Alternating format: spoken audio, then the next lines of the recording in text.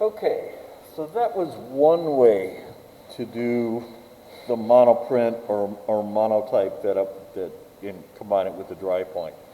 I also want to show you this, and it's a lot lighter than the other print. This is what's called the ghost image, and you can kind of see the dry point lines better in this. I'm afraid the camera gets out of focus if I get too close. But this is what the residue of ink that was on that plate after I ran the really dark one. I just kind of soaked it on the piece of paper, ran it through, and it produces this lighter version of it that and this one actually, a lot of times I like using these better because they do become more subtle.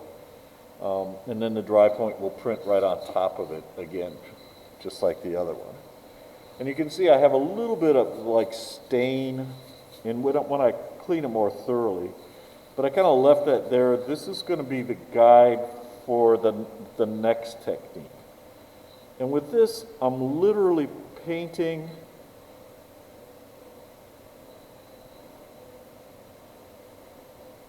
with oil paint on top of the plate.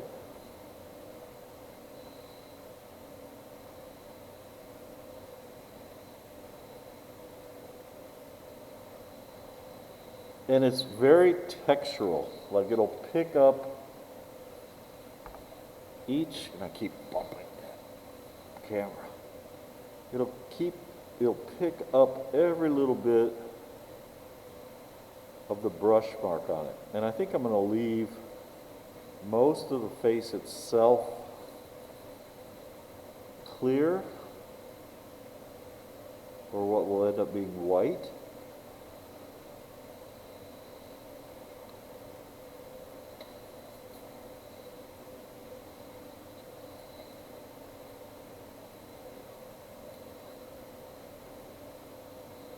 And I'm going to kind of overpaint a little bit on it. Because I'm going to do, once I get the color down on it, I'm going to do just what I did with the other one, where I wipe away color.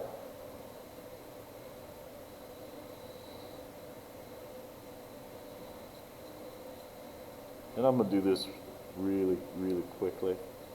There.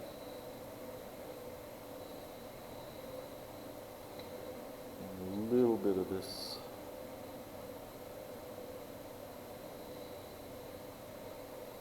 But it's impossible to keep the brush marks out of it, so I like to use them.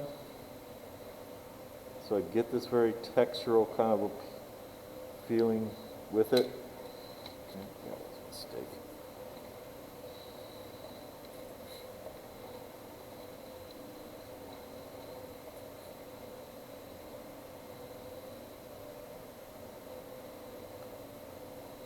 But you have to keep the paint thin. Like you cannot put a thick brush mark of paint on it. If you end up with a thicker blob of paint, what will happen is when it goes through the press, it'll smash it flat and squeegee it until you end up like with a big blob on it. And I need to clean this. Excuse me just a second while I grab a baby wipe.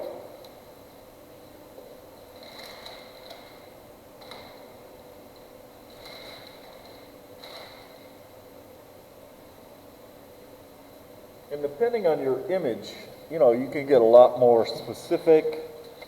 You can have certain shapes that maybe you want different colors or certain elements. I'm not doing that with mine.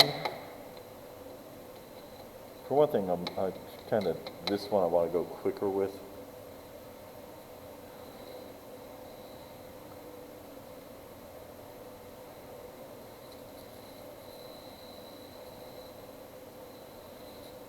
I'm letting some of it mix, like that's way too thick take some of the paint off my brush.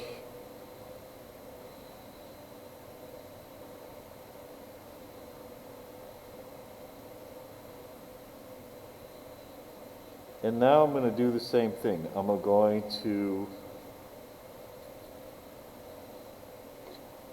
that I did with the other one, I'm going to kind of pause the video here and wipe off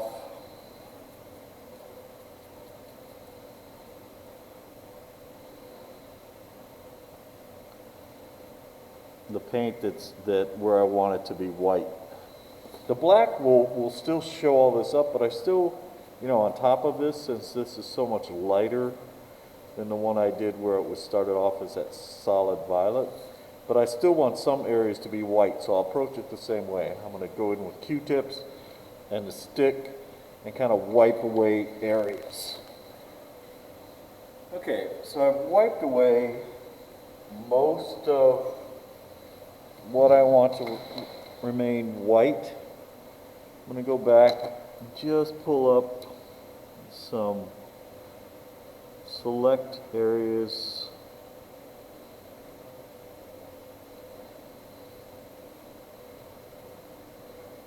Kind of details.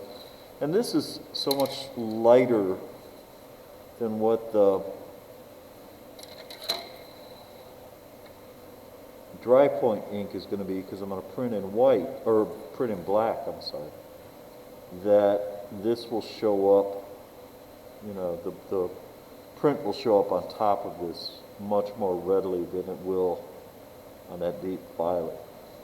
Last thing I'm going to do is go back with a dry brush, and anything that looks like it might be too thick,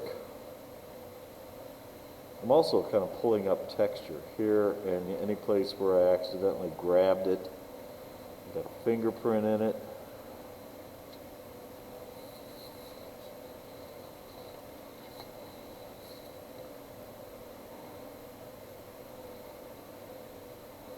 If this is way too thick here, I'm going to spread that out.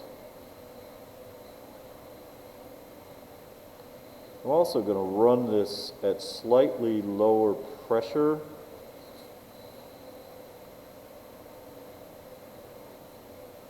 Than I did the other one, see if I could keep some of my lighter marks.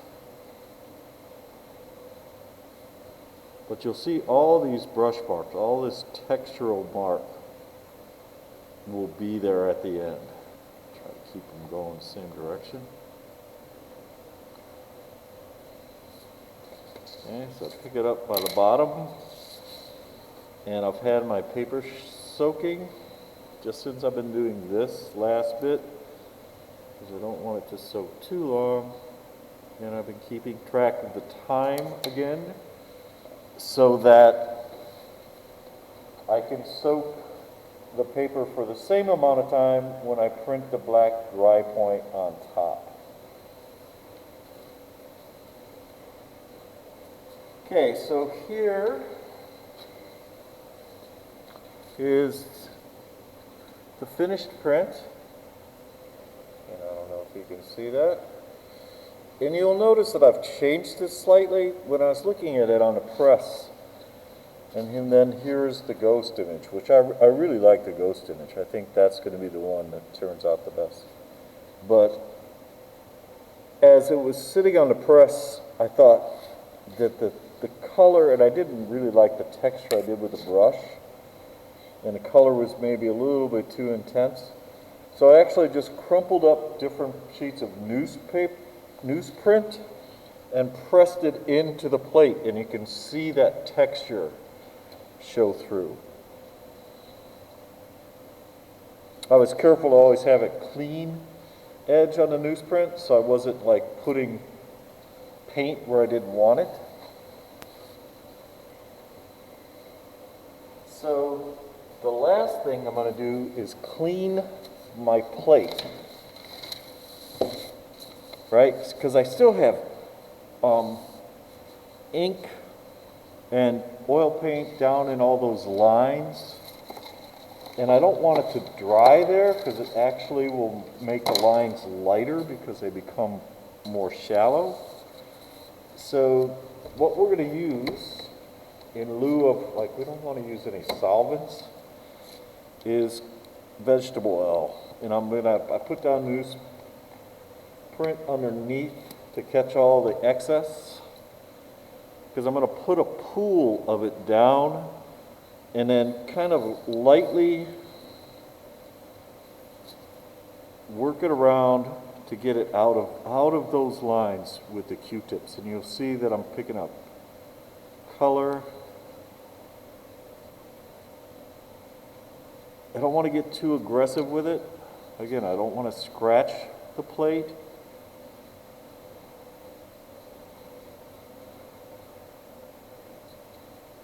I just want to gently work the paint, and I'll probably still have a little bit of a stain in those lines, particularly from the relief ink. That violet is such an intense color, so it's probably going to stain it a little bit. I'm going to work that around.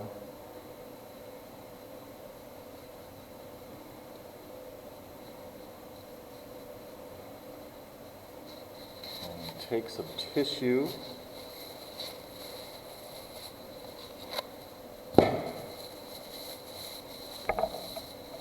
We'll wipe that off.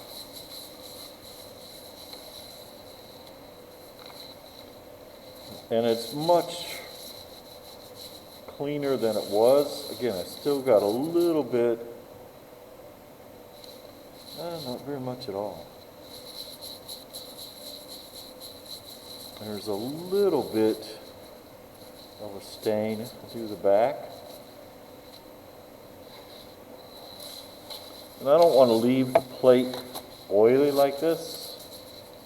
So the last thing I'll do, and it'll also help take off any remaining residue, is use tissue and a little alcohol and remove all the oil and the last little bit of, well, I guess there is a little bit of a stain.